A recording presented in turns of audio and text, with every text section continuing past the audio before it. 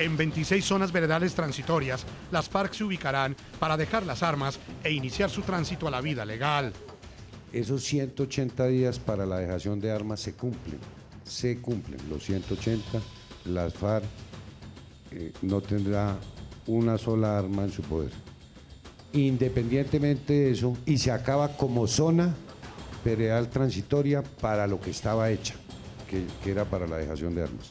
La adecuación de los campamentos para la guerrilla avanza, al igual que el trámite de las leyes para la implementación del acuerdo de paz en el Congreso colombiano. Hemos expedido también unas normas claves para impulsar y acelerar esta implementación. Normas, por ejemplo, como la creación de las zonas veredales, el sistema de afiliación al sistema de salud de los miembros de las FARC, la comisión de seguimiento, impulso y verificación a la implementación del acuerdo. Mientras estos temas van en marcha, otros continúan pendientes por el incumplimiento de las FARC. Y esperamos que ahora, al regreso al comienzo de este año, las FARC tengan una respuesta a la salida rápida de los menores de sus filas, como entre otras cosas es el acuerdo que tenemos desde el mes de marzo, por lo menos para los menores de 15 años. Hoy en el programa La Noche de NTN 24, el canal de las Américas, una completa radiografía del proceso de adecuación y funcionamiento de las denominadas zonas veredales transitorias, donde las FARC deben ubicarse para su desmovilización y dejación de armas.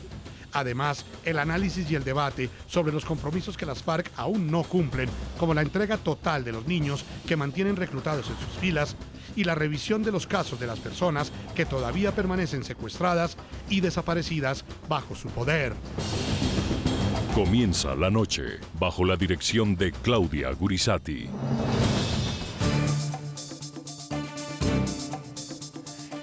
La noche bajo la dirección de Claudia Gurisati enciende las luces para que usted vea el punto clave de la noticia. Yo soy Juan Eduardo Jaramillo, bienvenidos. La noticia, la preparación y adecuación de las zonas veredales de transición y normalización en Colombia, es decir, las 19 zonas veredales y los 7 puntos transitorios donde los miembros de las FARC deberán ubicarse para el proceso de dejación de las armas e iniciar su tránsito a la vida civil tras el acuerdo de paz firmado con el gobierno del presidente Juan Manuel Santos. La noticia: aunque el gobierno reconoció retrasos en el proceso, en 17 de las zonas ya están arrendados los predios y en 8 de ellas hay avances en la habilitación de zonas comunes y materiales para la construcción de los alojamientos. Mientras concluye la adecuación, según el gobierno, las FARC ya están en 51 puntos de preagrupamiento.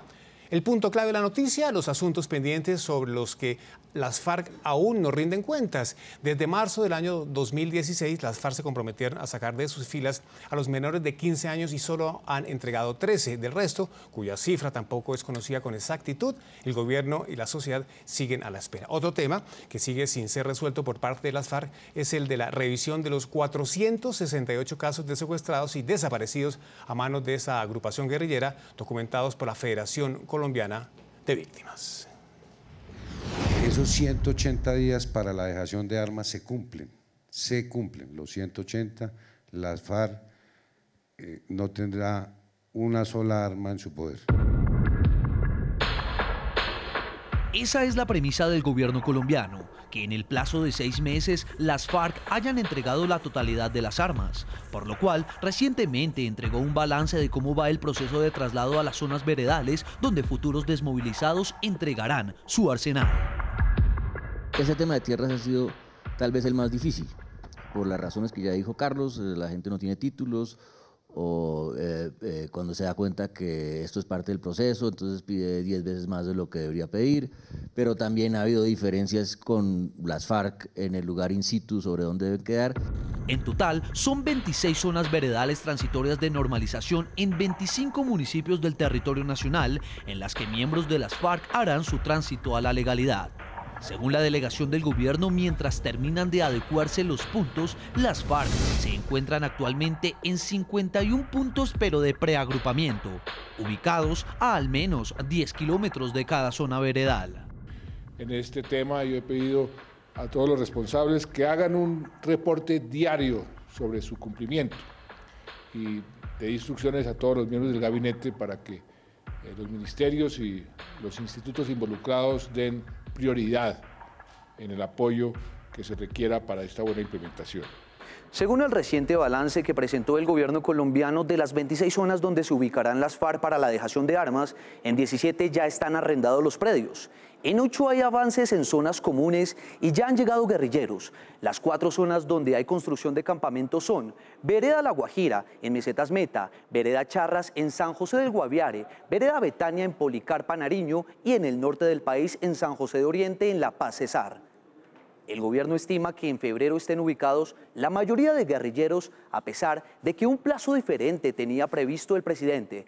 Recordemos que antes de finalizar este año, el 30 de diciembre, deben estar todos los miembros de las FARC en esas zonas de transición. El gobierno dejó claro que miembros de la guerrilla que se movilicen a estas zonas tienen orden de captura levantada, mientras que los disidentes serán perseguidos por las autoridades. Precisamente, en zona rural de San Vicente del Caguán, un grupo disidente de las FARC y un frente de esa guerrilla se enfrentaron. En el intercambio de disparos, al parecer, murió un civil. Al parecer hay un civil muerto y una mujer, al parecer es la compañera sentimental de alias Mojoso. Los combates se habrían presentado a pocos kilómetros del lugar donde se encuentra la zona veredal de normalización de Montañita, en el Caquetá. Invitamos a nuestros televidentes a participar sobre uno de los temas de hoy en la noche. ¿Qué debe hacer el gobierno de Colombia para que las FARC cumplan su compromiso de entregar a los niños que mantienen en sus filas? Esa es la pregunta. Opinen a través de la cuenta en Twitter del programa La Noche y de nuestro equipo periodístico que está aquí apareciendo en pantalla. Muy bien. Vamos a saludar ahora a nuestro panel de invitados en el día de hoy para esta parte del programa. En Bogotá, Colombia, está el profesor Jorge Restrepo, director del Centro de Recursos para el Análisis de Conflictos CERAC y profesor asociado de Economía la Pontificia Universidad Javeriana. Profesor Restrepo, un gusto saludarlo. ¿Qué tal? Mucho gusto. ¿Cómo están ustedes? Gracias por tenerme en su programa. Es un placer saludarlo. En Riohacha, en Colombia, en la Guajira colombiana, está Ervin Hoyos, es el presidente de la Federación Colombiana de Víctimas, director del programa Las Voces del Secuestro, es periodista, reportero de guerra en 16 conflictos internacionales. Ervin, un gusto saludarlo. Buenas noches. ¿Qué tal? Juan Eduardo, muy buenas noches. Un saludo también para el profesor. Muchas gracias desde aquí, desde La Guajira. Un saludo. Pues a ustedes muchas gracias por acompañarnos, por estar con nosotros. Profesor Restrepo, le quiero preguntar sobre este tema. ¿Qué debe hacer el gobierno para que las zonas comiencen a estar listas, para que este proceso comience a fluir rápidamente y para que se comience a dar este proceso de desmovilización rápidamente en estas zonas veredales? Bueno, yo creo que hay que reconocer que lo que ha hecho el gobierno es lo que debía hacer y es nombrar un gerente, un responsable. Tal vez esa gerencia llegó tardíamente, pero hay que decir que este es un esfuerzo enorme, monumental. Y lo otro que se requiere es volcar toda la capacidad del Estado, en particular de las fuerzas militares y de la fuerza pública, a través de su capacidad logística para poder montar estas zonas de normalización, los campamentos para los miembros de las FARC, para los miembros de la fuerza pública que tienen que proveer seguridad a la comunidad que está cerca y a las mismas tropas de las FARC, y claro, para el mecanismo de monitoreo internacional. Es decir, la respuesta, a mi juicio, está en involucrar las fuerzas militares, la fuerza pública, en armar estos campamentos. No creo que haya nadie más en el Estado y la sociedad colombiana que lo pueda hacer. Sí, voy a mover rápidamente nuestra señal a La Guajira colombiana para preguntarle lo mismo a Ervin Hoyos. Ervin, ¿cuál es la visión que usted tiene al respecto sobre por qué no está avanzando como por lo menos se debería estar cumpliendo en el cronograma de trabajo la llegada de los guerrilleros a estas zonas veredales? Bueno, aquí hay una falencia de forma y de fondo. En la forma se preocuparon muchísimo por el qué, pero no se preocuparon por el cómo. No crearon los protocolos para llegar a ese qué es lo que se tiene que hacer. El cómo no lo hicieron, no lo desarrollaron.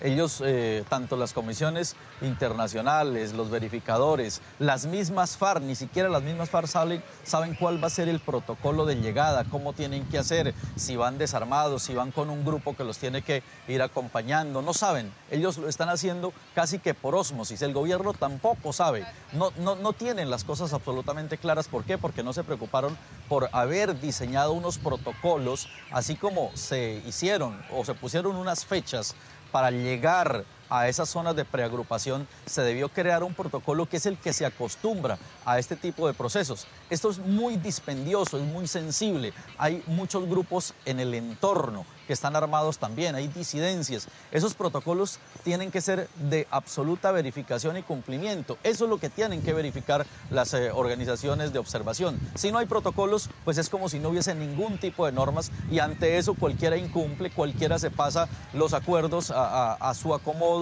y ocurre los hechos que ya hemos visto que ocurrieron en el fin de año. Juan Fernando, si me permite... Sí, Juan Eduardo, sí, señor, con mucho gusto, profesor. Erwin, que con un saludo, Erwin, yo estaría en gran parte en desacuerdo con lo que acaba de decir Erwin. Si uno estudia el acuerdo en detalle, uno se da cuenta que esa parte del movimiento de las tropas de las FARC hacia las zonas está muy bien reglamentada, regulada. Dice cómo tienen que estar, a qué distancia tiene que estar la fuerza pública, cuáles son los canales de comunicación para que no se vayan a presentar dificultades, quién debe proteger, si van a ir con armas o no. Yo creo que la razón por la cual estamos tarde, y en el fondo es una buena noticia que estemos criticando al proceso porque está tarde, el problema está en que haber triunfado el no en el plebiscito sumió este proceso en un desarreglo muy grande, y después tuvimos que empezar a implementarlo de manera precipitada, si se quiere. Entonces yo reconocería que hay precipitación, que faltó planeación en lo que tiene que ver con la construcción de los campamentos, pero no en lo que se conoce como la separación de fuerzas y en el movimiento hacia las zonas de normalización. Claro que hay riesgos, y esos riesgos se están concretando, en particular porque las FARC no ha querido abandonar y no ha hecho una declaración de abandono definitivo de la violencia desde antes del desarme, que es lo que nos hace falta en este momento. ¿Su opinión al respecto, Erwin, en La Guajira? Si hubiera ganado el sí, entonces ¿estaríamos en otra situación? Sí,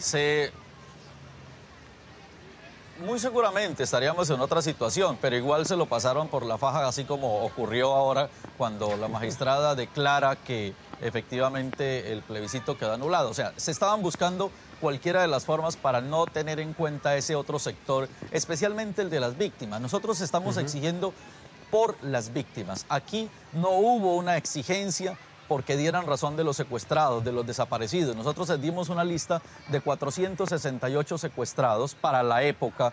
Esa lista se aumentó a medida que fue pasando el tiempo porque había que sumarle los 236 miembros de la fuerza pública secuestrados y desaparecidos, y luego llegaron la lista de los ganaderos que fueron secuestrados y desaparecidos también. En este momento esa lista está en 738, que no sabemos qué ocurrió con ellos, que se los llevaron, que los secuestraron, y que no hubo una exigencia de parte del gobierno. Es que el gobierno no ha entendido que tiene que estar del lado de la sociedad, del lado de las víctimas, no del lado de los criminales. A mí me asombra que hoy el presidente haya dicho que si las FARC dicen que no tienen secuestrados hay que creerles, y yo les creo, dice el presidente. Eso es absolutamente absurdo, los está condenando a muerte si es que tienen algunos vivos. ¿Por qué? Porque al creerles, al no exigirles que los devuelvan con vida, pues sencillamente nos van a poner a buscar muertos, y lo que queremos es salvarle la vida a los que tengan cautivos, que estén con vida, que regresen a la libertad. Eso no se hizo. Nosotros en los contactos que hemos hecho con La Habana nos dicen que antes fueron las FARC las que pusieron el tema de las víctimas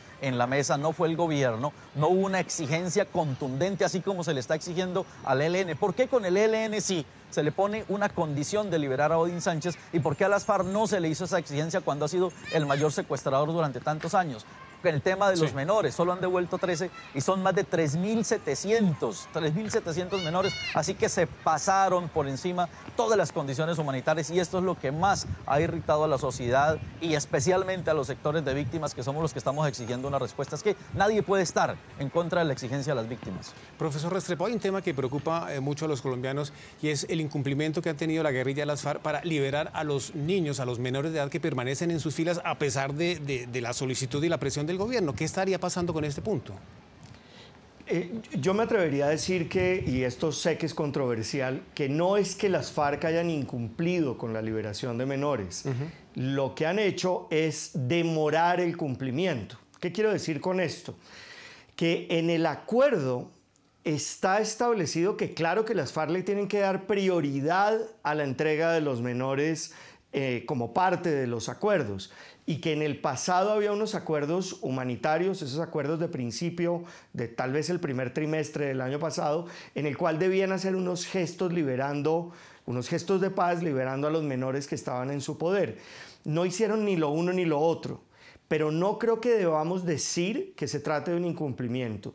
Lo que debemos desde la sociedad, desde la academia, desde las organizaciones de víctimas, es hacer lo que hace Ervin y es, digamos, poner la vara alta, mantener la exigencia para que se dé prioridad a la identificación de todas las víctimas que murieron en manos de las FARC, el caso de todas las personas que fueron secuestradas, que hoy en día están desaparecidas y cuya desaparición sigue ocurriendo hoy en día, para que le den respuesta a la familia de las víctimas, como lo hace Ervin Hoyos, pero también tenemos que exigir día a día para que las FARC den prioridad y digan cuántos menores tienen en su poder y los entreguen a los programas especiales que se acordaron para la reincorporación y la restitución de derechos de esos menores. ¿Por qué digo que esto no es un incumplimiento? Porque en últimas existe todavía un cronograma. Estamos, digamos, dentro de esos primeros 180 días en los cuales deben concentrarse y una vez identificados y concentrados en las zonas de normalización, se le debe dar prioridad a la salida de los menores de esas zonas para iniciar el proceso de restitución de derechos.